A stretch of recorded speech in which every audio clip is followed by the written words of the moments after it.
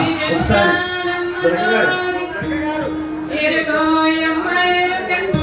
అమ్మ వచ్చేది స్వామివారు మా ఇంటికి వచ్చే అతిథి కోసమే ఎదురెళ్తాం.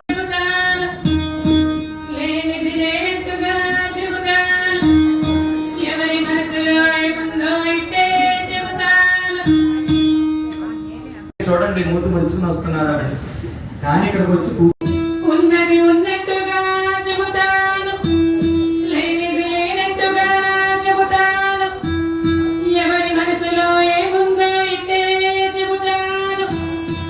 ఎవరికి చెప్పాలమ్మా సోది?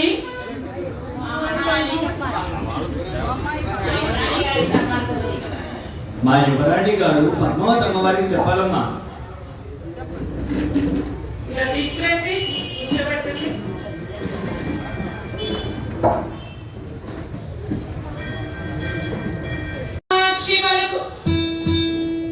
మధుర మీనాక్షి పలుకు, కాశీ విశాలాక్షి పలుకు, గ్రామదేవత ఎల్లారమ్మ తల్లి పలుకు, బెజవాడ దుర్గమ్మ పలుకు, పలుకో ఎమ్మ పలుకు.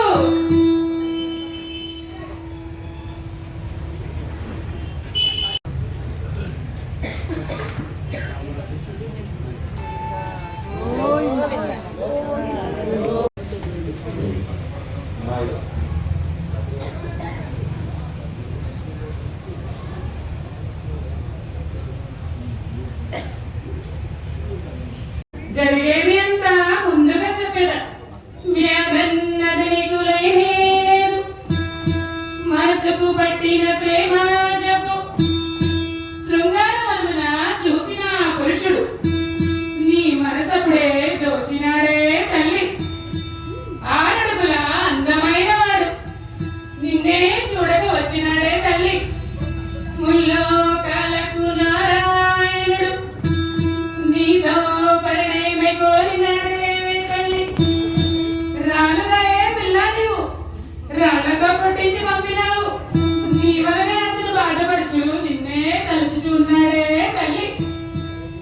ఆది దేవుడు అతడే కాదా, శ్రీనివాసుడిగా వచ్చినాడే తల్లి.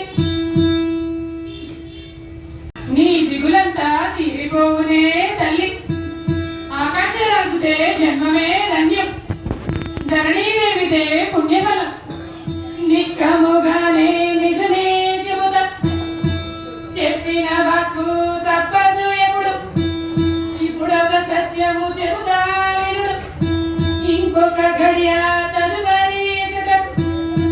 యోగిని మాత ఒకరు వచ్చి పెళ్లి ముచ్చటాలాడదనే తల్లి.